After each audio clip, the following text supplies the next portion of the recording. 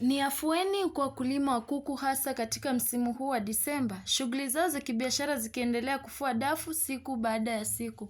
Ni wakati ambapo wanunuzi wa kuku ni wengi sana sokoni. Hii ni kutokana na harakati za sherehe za kikrismasi kuanza.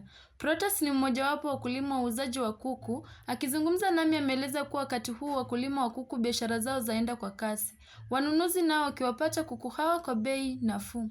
Kwanza kwa majina yangu naitwa Yunyunyu Protas, natoka sehemu za Mayanja hii market. Kazi ya biashara ya kuku ni kazi nzuri ambayo unaweza fanya, lakini iko na challenges ambazo tunazipata. Sasa msimu huu kuku zinapanda, unaweza pata mkulima anaweza kuuzia kwa bei kali. Pia ukienda kwa soko pia ni bei kali. Kwa hivyo inategemea vile mnasikizana na mkulima.